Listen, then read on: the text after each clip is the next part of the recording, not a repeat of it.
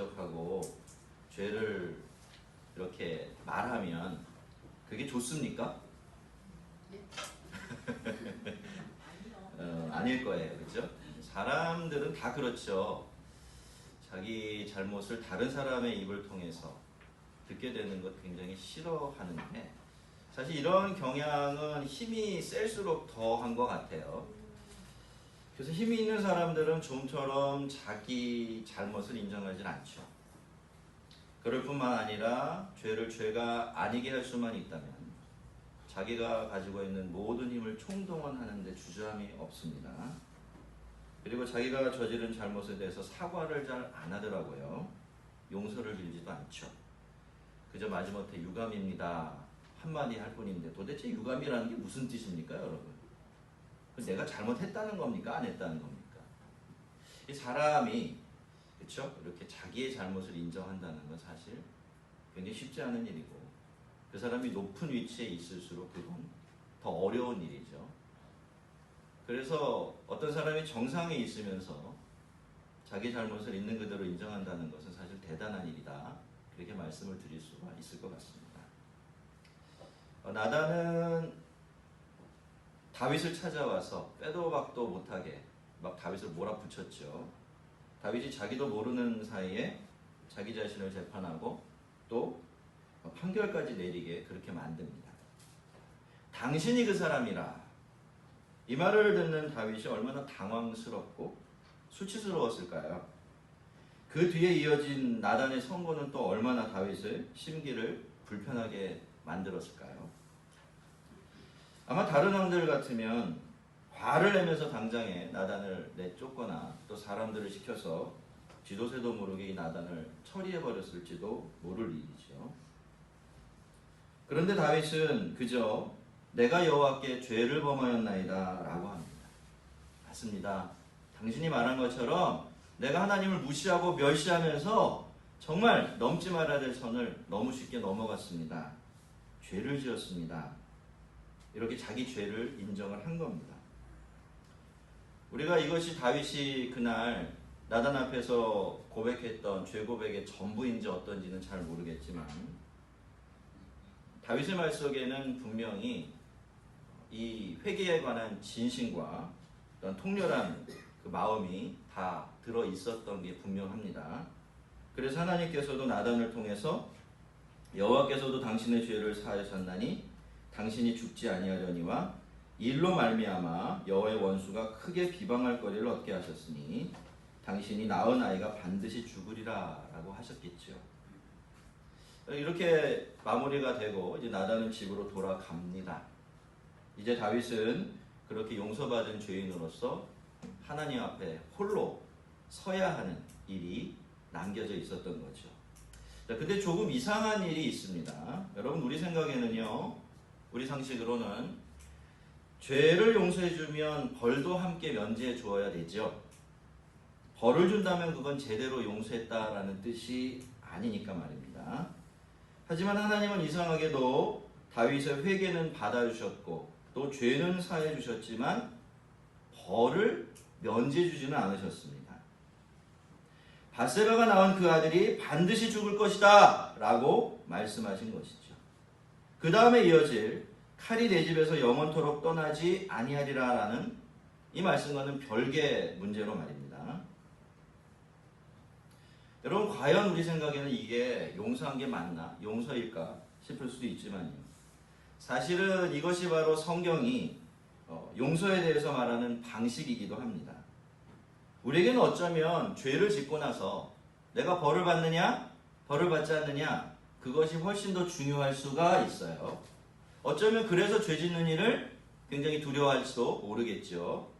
그러나 여러분, 성경이 우리가 짓는 때로는 별것 아닌 것 같은 그런 죄악들도 굉장한 심각한 눈으로 바라보는 이유는 따로 있습니다. 죄가 하나님과 우리 사이를 갈라놓기 때문에 그런 겁니다. 하나님과 우리 사이의 관계를 깨트리기 때문이에요. 여러분, 범죄한 사람의 죽음, 사형을 당하는 것이 그 사람에게 가장 큰 형벌이 되는, 성경이 말하는 가장 큰 형벌이 되는 이유가 바로 거기에 있어요. 죄를 짓고 죽었다라는 것은 무슨 뜻입니까? 다시 이 관계를 회복할 수 없게 됐다, 그런 뜻이에요. 그러니까 이 구약의 성도들이요, 스올로 내려가는 것을 그렇게 두려워했던 거예요. 그 당시 사람들은 구약 성경을 잘 살펴보면 이 부활에 대한 확신이 별로 없었거든요. 자기가 죽으면 그 사후 세계가 어떤지를 잘 몰랐어요. 분명히 내가 사자의 땅, 죽은 자의 땅으로 들어가는 건 맞는데 그 다음에 어떻게 될지 잘 모르고 있었던 거예요. 그러니까 어떻습니까? 스올이라고 하는 곳, 하나님이 전혀 계시지 않고 하나님과 완전히 단절된 죽은 사람들의 땅으로 자기가 들어가는 것이 그렇게 두려웠던 겁니다. 여러분, 하나님께서 벌을 내리시는 것이요, 꼭 하나님께서 그 사람을 용서하지 않으셨다라는 뜻은 아닙니다. 용서는 해주셔도 벌은 내리실 수가 있어요. 징계는 하실 수가 있다는 겁니다. 하나님은 은혜로운 분이시지만 그에 못지않게 정의로운 분이시기도 합니다. 그래서 하나님께 죄를 고백하고 용서를 구하면 죄를 용서해 주시고 그 사람을 다시 받아주시지만 그 사람이 최소한이라도 그 죄가 만들어낸 악한 결과와 고통을 스스로 짊어지게 하십니다. 그렇게 하나님의 정의를 행하시는 거예요. 그래야 세상이 바로 돌아갑니다. 그렇죠? 여러분, 마구마구 죄를 지었는데 뭐 아무런 책임질도 없고 하나님의 징계도 없으면 사람들이 어떻게 될까요? 막 삽니다. 세상을 망가뜨리고 자기 인생을 망가뜨리고 마음대로 죄짓고 살아가죠. 하나님 두려운 줄 모르게 됩니다. 그리고 그런 세상이라면 하나님의 뜻대로 살아보려고 발버둥치며 사는 사람들은 절망에 빠질 수밖에 없을 거예요. 왜? 내가 아무리 이렇게 살아도 무슨 소용이 있나 싶기 때문이죠. 하나님이 그나마 최소한의 정의라도 사람들에게 행하고 있기 때문에 하나님을 믿는 우리들도 그런 모습들을 보면서 그래도 하나님은 살아계시구나, 하나님은 의로운 분이시구나 라고 생각을 하면서 마음을 놓을 수 있게 되는 것입니다. 성도 여러분, 다윗은 자기 죄를 고백했고 하나님은 다윗의 죄를 용서해 주셨어요. 우리가 죄를 고백하면 의로우신 하나님은 우리 죄를 용서해 주시겠다고 하셨습니다. 그래서 우리가 아무리 늦더라도 죄는 꼭 용서를 받아야 합니다. 잘못을 저지르고 벌을 받았다고 해서 하나님이 나를 버렸다, 떠났다, 사랑하지 않으신다, 이런 뜻이 아닙니다. 여러분, 아무리 늦어도 돌이킬 수가 있고요. 용서를 구하면 하나님께서는 용서를 해주십니다. 우리를 다시 받아주시는 겁니다. 성도에게 이것보다 더 중요한 것은 없어요. 벌을 받고 징계를 받더라도 이 은혜만큼은 꼭 챙기는 것이 성도들이어야 합니다. 아닌 척, 안 그런 척, 고집을 부리고 발뺌하는 것, 그거 하나님 앞에서 절대로 잘하는 것이 아니에요. 왜 그렇죠? 그러면 그럴수록 누구만 손해요? 우리만 손해죠. 왜? 하나님과 깨진 관계가 점점 더 벌어지게 돼요. 이거를 메꿀 수 있는 방법은 하나밖에 없는 겁니다. 빨리 자기 죄를 인정하고 하나님 앞에 납작 엎드리면 돼요. 그럼 하나님은 받아주십니다. 다시 기억하세요. 그래서 우리가 징계를 받을 수가 있고 고통을 받을 수도 있겠지만 그게 하나님이 나를 버리시고 떠나셨다라는 증거가 될 수가 없습니다. 우리는 늘 하나님의 사랑 가운데 있다는 것 우리가 잊지 말아야 할 것입니다. 나단이 돌아가고 나서 얼마나 시간이 지났을까요? 갑자기 이 바세바가 낳은 아이가 시름시름 앓기 시작을 해요. 다윗은 그게 무슨 뜻인지 알아차렸습니다. 드디어 하나님의 징계가 시작이 된 겁니다. 다윗은 그날로 금식을 시작했고요. 자기 방에 들어가서 밤새도록 땅에 엎드려 기도합니다. 아들을 위해서 말이죠. 신하들이 말려보았지만 아무 소용이 없습니다. 그런데 그렇게 시간이 흐르고 흘러서 7일이 되던 날에 그 아이가 죽어버립니다. 신하들의 걱정은 더 커졌겠죠. 살아있을 때도 그렇게 상심하고 막 식음을 전폐하고 기도만 하던 다윗이었으니 정말로 아들이 세상을 떠났다라는 소식을 들으면 다윗이 얼마나 더 힘들어할지, 얼마나 더 절망스러워할지 불을 보듯 뻔한 일이었기 때문이에요. 그래서 머뭇머뭇거리면서 이 다윗의 신하들은 다윗에게 아들의 죽은 소식을 전할 수가 없었는데요. 근데 이제 눈치가 이상하니까 다윗이 낌새를 알아차리고 오히려 자기 부하들에게 그렇게 신하들에게 묻습니다. 아들이 죽었느냐라고 말이죠. 마지못해서 신하들은 그렇습니다 라는 대답을 내놓죠. 근데 여러분, 이때 다윗은 아주 이상한 반응을 보이죠. 울고 불고 소리를 지르고 옷을 막 찢어버리고가 아니라 갑자기 일어나더니 몸을 씻습니다. 기름을 머리에 바르고요, 왕복으로 싹 갈아입습니다. 그런 다음에 진짜 이게 놀라운 건데, 너무너무 이상한 일인데, 성소에 들어가서 하나님께 경배를 해요. 돌아와서는 어떻게 합니까? 한 상 거하게 차려라 명령을 내리고 그 상에 앉아서 맛있게 식사를 끝냅니다. 정상입니까? 정상적인 행동인가요? 누가 봐도 이상해요. 아마 신하들은요, 다윗이 너무 큰 충격을 받아서 다윗이 지금 제정신이 아닐지도 모른다, 굉장히 두려웠을 거예요.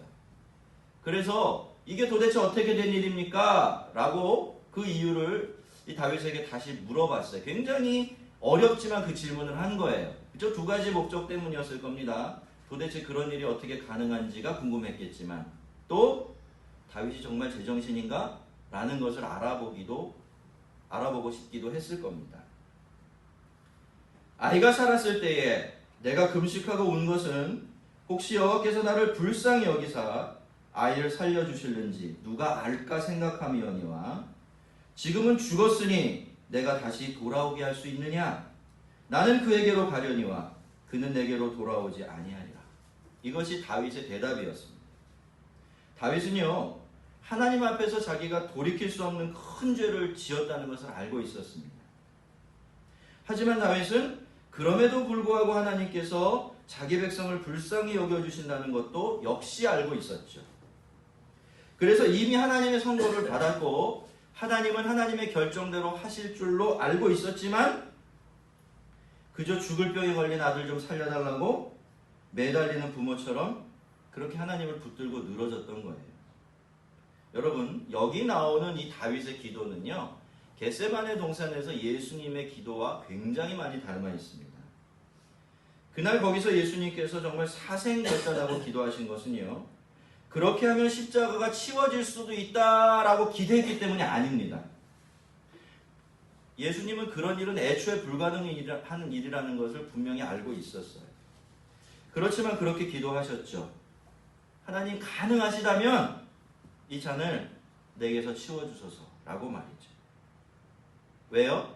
그것이 예수님의 솔직한 심정이었고 또 마음 가장 깊은 곳에 있었던 바람이었기 때문입니다. 여러분, 다윗도 그랬을 거예요. 아들이 앓기 시작하면서 하나님의 징계를 돌이킬 수 없다라는 것을 직감했겠죠. 하지만 그래도 그는 자기를 불쌍히 여기셔서 아들을 고쳐달라고 기도를 했습니다. 다윗은요, 눈앞에 펼쳐지고 있는 사실을 붙들고 기도하는 것이 아니라 자신을 향한 하나님의 마음 앞에서 자기의 마음을 쏟아놓으면서 기도를 한 것입니다. 성도 여러분, 이 순간이 바로 기도가 내가 원하는 것을 하나님께서 이루어달라고 하는 그 차원을 넘어서서 우리와 하나님 사이의 참된 교제와 교통이 되는 순간이에요. 여러분, 그렇게 되면 가능, 불가능은 중요하지 않습니다. 사실 하나님께서 내가 하는 기도를 들어주시고 안 들어주시는 일도 그렇게 중요하지는 않아요. 그때가 되면 정말 중요한 것은 내가 지금 하나님 앞에 나의 마음을 쏟아놓고 아뢰고 있다라는 것이고, 하나님은 지금 나의 말에 나의 마음에 귀를 기울이고 경청하고 관심을 가지고 계시다라는 사실이 중요해지는 것입니다. 그걸로 충분해집니다. 하지만 여러분, 그렇다고 해서 하나님께서 다윗의 기도를 들어주시지 않으셨느냐 하면 그건 또 아닙니다. 여러분, 다윗은 그렇게 금식하면서 7일 동안 기도를 했습니다. 그런데 아이가 죽었다는 소식을 듣자마자 어떻게 합니까? 완전히 딴 사람이 되죠. 벌떡 일어나서 꽃단장을 해요. 그리고 제일 먼저 하나님을 경배합니다. 한 상 거하게 차려서 배불리 먹었어요. 이상하죠? 우리가 생각해 봐야 됩니다. 그렇다면 도대체 그 7일 동안 기도하는 동안 다윗에게 어떤 일이 일어났을까요? 도대체 무슨 일이 일어났길래 다윗은 그런 다른 사람은 도무지 이해할 수 없는 행동을 아무렇지도 않게 했던 것일까요?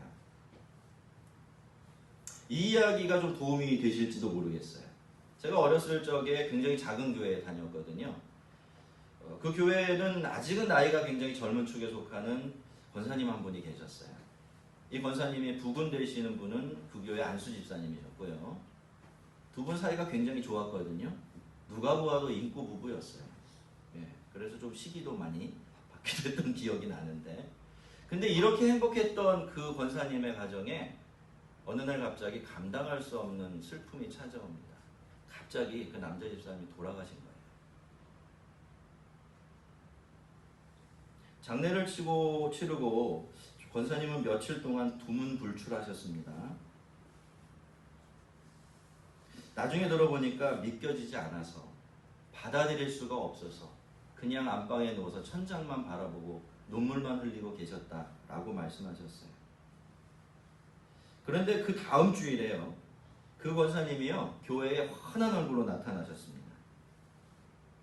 그 권사님께서 어떻게 그 슬픔을 사겨낼 수 있을까 모든 성도들이 다 걱정하고 있었거든요. 그런데 정작 그분은 그렇게 환한 얼굴로 나타났습니다. 우리는 깜짝 놀랐어요. 사실 놀란다기보다는 무서웠어요. 저 양반이 실성한 게 아닌가 싶어서 말이죠. 그런데 나중에 그 권사님은 자기 이야기를 그렇게 들려주셨어요. 너무 힘들어서, 너무 슬프고 아파서 아무것도 할 수 없어서 안방에 누워서 눈물만 흘리고 있는데 거기 하나님의 크신 위로가 임했다고 합니다. 그러고 나니까 부군께서 주님 품에 안겨있다는 확신이 자기 마음에 들어왔고, 그 순간에 모든 슬픔은 기쁨으로 바뀌었고 원망은 감사로 바뀌었다. 그렇게 말씀해 주셨어요. 그리고 나서 그날 이후로 그 권사님은 정말 힘차게, 기운차게 살아가셨습니다. 여러분, 기도의 능력은요, 기도한 대로 응답되는 데만 있는 게 아닙니다. 기도의 특별한 능력은 기도하는 그 사람을 바꿔놓는 데 있는데요. 무엇보다도 기도는요, 기도하는 사람이 하나님의 뜻을 받아들일 수 있도록 준비시켜줘요. 도저히 받아들일 수 없었던 하나님의 뜻, 절대로 안 된다고 고집부리고 있었던 그 일, 담대하고 평안하게 받아들여지게 해주지요. 여러분, 기도가 아니면 그런 기적은 절대로 일어날 수가 없습니다. 그래서 예수님도 땀이 피가 되도록 기도하신 다음에 벌떡 일어나셔서 일어나라, 함께 가자, 보라, 나를 파는 자가 가까이 왔느니라 라고 하셨던 거죠. 다윗의 아들이 죽었다는 소식을 듣고 나서 오히려 하나님을 예배할 수 있었던 것이고요. 여러분, 사실 우리가 기도한다고 해서 모든 일이 우리가 기도하는 대로 이루어지는 게 아니죠. 사실 우리가 기도하는 건 그래서 하는 것도 아니기도 합니다. 물론 우리는 그랬으면 좋겠다 늘 생각하지만 말이죠. 여러분, 그렇지만 하나님은 언제나 우리 기도에 응답해 주십니다. 기도 중에 하나님은 우리에게 믿음을 주시고 담대함을 주세요. 세상을 알 수 없는 위로로 우리를 위로해 주시는 겁니다. 이것이 바로 기도가 곧이곧대로 응답되는 것보다 때로는 더 크고 놀라운 하나님의 응답이 되어지는 거예요. 그러니까 여러분, 기도하면서 내 기도의 제목에만 붙들려 있는 것은 굉장히 손해보는 겁니다. 기도하실 때 늘 기대하세요.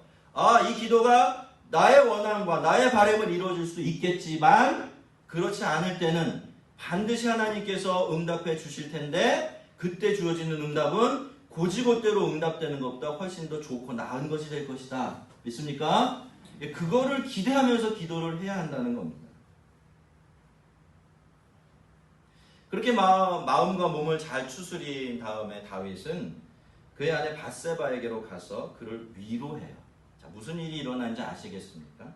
다윗의 기도를 들으신 하나님께서 위로받아야 될 다윗을 위로하는 사람으로 바꿔놓으신 겁니다.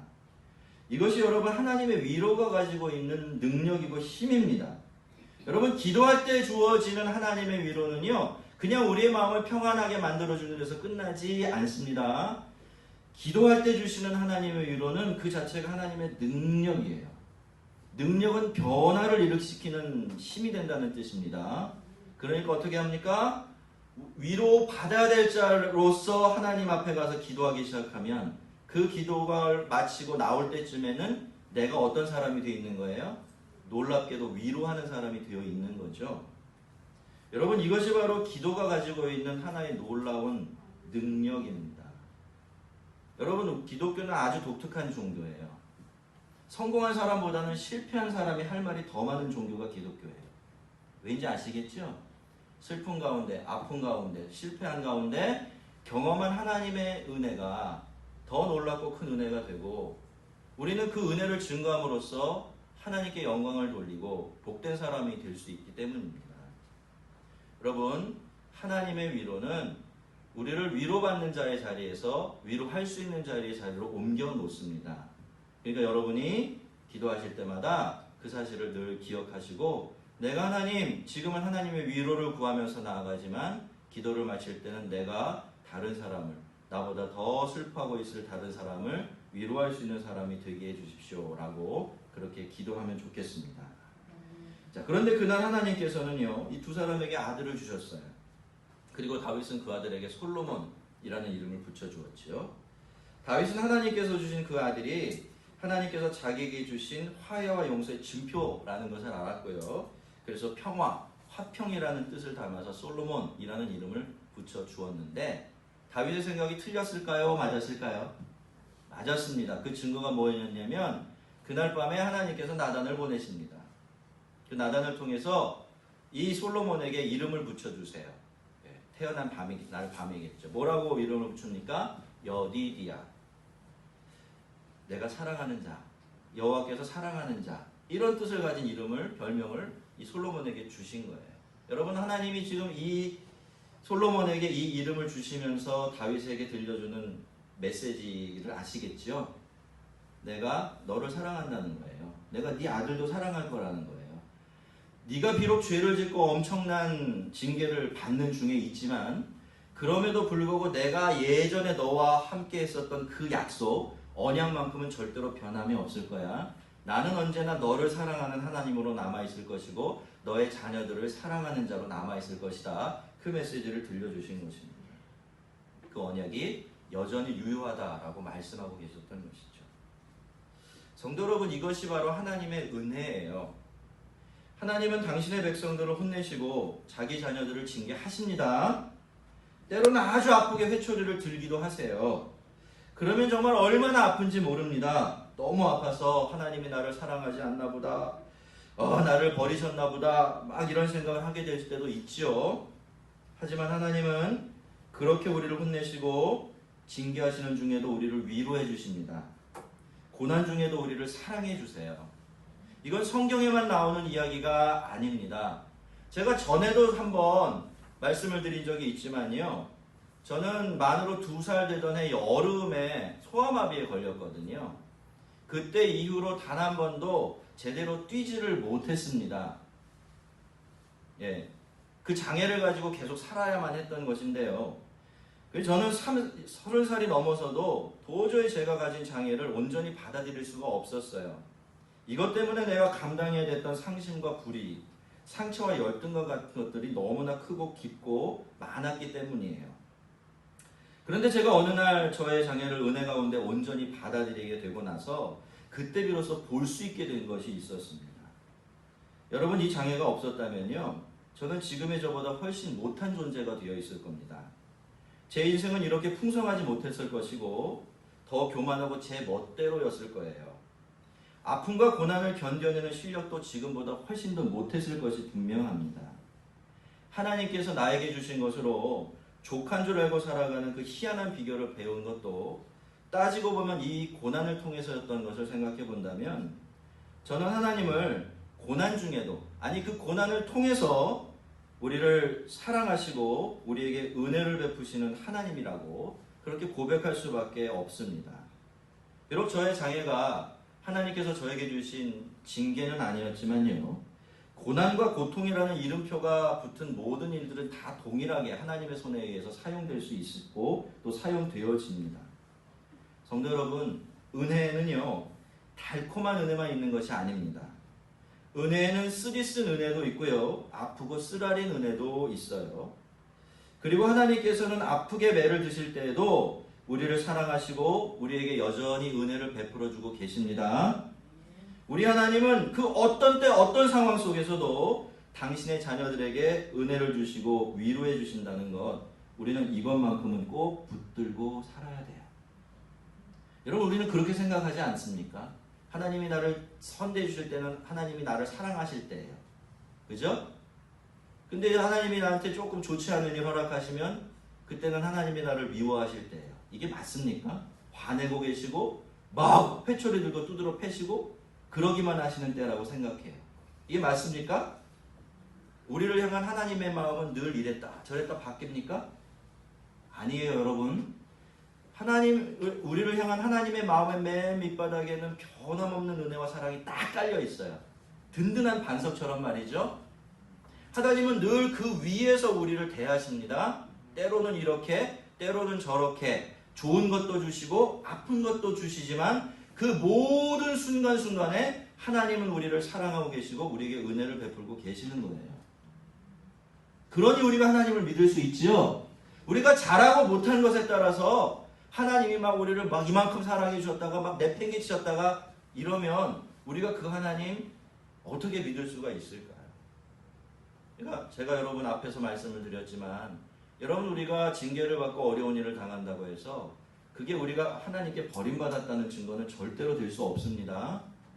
여러분, 하나님의 우리를 향한 마음의 맨 밑바닥에는 늘 변함없이 흔들리지 않는 은혜와 사랑이 깔려 있다는 것, 그것을 늘 기억하시고 그 사실을 붙들고 사시기를 바랍니다. 자, 마지막으로 27절부터는 이야기가 다시 암몬 족속과의 전쟁 이야기로 연결이 되는데요. 결국 요압은 암몬의 수도인 라빠를 쳐서 그 성을 함락을 시킵니다. 이렇게 10장에서 시작된 전쟁이 여기 와서 이렇게 마무리가 되고 있는 것인데요. 그런데 요압이 갑자기 승리를 한 발자국 앞에 둔 상태에서 다윗에게 전령을 보내요. 그리고는 다윗에게 이렇게 말합니다. 내가 라빠 곧 물들의 성읍을 쳐서 점령하였으니 이제 왕은 백성의 남은 군사를 모아 그 성에 맞서 진치고 이 성을 쳐서 점령하소서. 내가 이 성읍을 점령하면 이 성읍이 내 이름으로 일컬음을 받을까 두려워하나이다 라고 전하죠. 여러분, 이렇게 요압은 승리의 영광을 다윗에게 돌려준 거죠. 그리고 다윗은 다 된 밥상에 숟가락 하나 탁 얹어가지고 맛있게 퍼먹은 겁니다. 잘못된 게 아니에요. 그 당시에 신하들은 왕에게 주로 그렇게 많이 했답니다. 그러니까 뭐 있었던 일일 수가 있는데요. 자, 그리고 성경은 이제 그 전쟁에 대해서 한 보고를 이런 말로 마무리를 하고 있어요. 그 왕의 머리에서 암몬 족속의 왕이겠죠. 보석 박힌 왕관을 가져오니 그 중량이 금 한 달란트라 어마어마하게 무거웠어요. 쓸 수 없을 정도로 무거웠습니다. 다윗이 자기의 머리에 쓰니라. 다윗이 또 그 성읍에서 노력한 물건을 무수히 내오고 그 안에 있는 백성들을 끌어내어 톱질과 썰의질과 철도끼질과 벽돌 부위를 그들에게 하게 하니라. 암몬 자손의 모든 성읍을 이같이 하고 다윗과 모든 백성이 예루살렘으로 돌아가니라. 완벽한 마무리죠. 정말 멋진 승리입니다. 다윗이 그렇게 큰 영광을 얻었고요. 호의와 은혜를 모독과 멸시로 되돌려주었던 암몬 족속을 무찌르고 이스라엘은 하나님의 나라로서의 명예를 되찾았던 겁니다. 하나님이 그렇게 이스라엘과 다윗의 편을 들어주셨다, 그런 뜻이에요. 어떻습니까, 여러분? 10장부터 시작해서 12장까지 이어진 이 모든 이야기들 참 영광스럽고 은혜롭게 마무리가 되고 있죠. 그런데 여러분, 그렇기 때문에 더 안타까운 것이 하나가 있어요. 그게 뭘까요? 이 전쟁을 앞뒤에 놓고 그 중간에 무슨 이야기가 끼어 있어요? 밧세바의 사건이 끼어 있습니다. 반드시 빼내버려야 될 인물질처럼 딱하니 그렇게 밧세바 이야기가 자리를 잡고 있어요. 여러분, 비록 밧세바 사건을 통해서 다윗이 깨달은 것이 있고요, 받은 은혜와 위로가 있었다고 하더라도 그것은 그저 부수적인 것이었습니다. 없어도 상관이 없고 거기 있으면 절대로 안 되는 그런 이야기인 것이죠.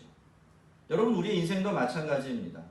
비록 우리의 인생이 완전할 수도 없고요, 우리의 불완전함과 불의함 속에서도 하나님은 여전히 우리를 사랑하시고 은혜를 베풀어 주시지만, 그래도 우리는 가능한 한 우리의 인생의 스토리 속에 밧세바 사건 같은 어두운 이야기들이 끼어들게 만들면 안 됩니다.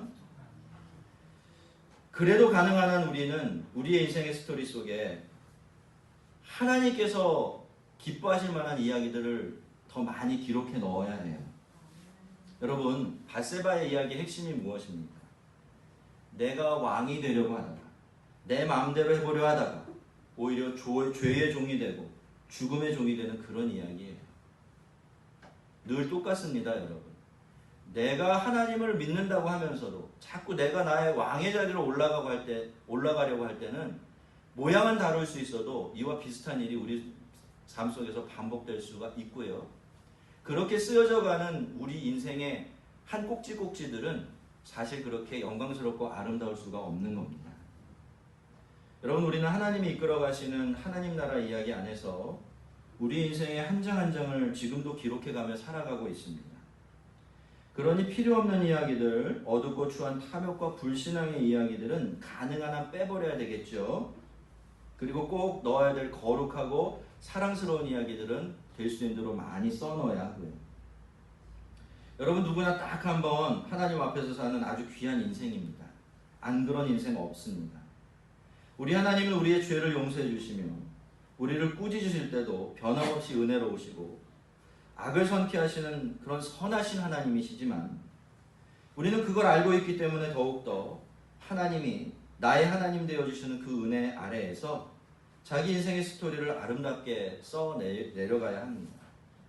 그 이야기가 곧 하나님의 이야기가 되고 하나님 나라의 이야기가 되기 때문이죠.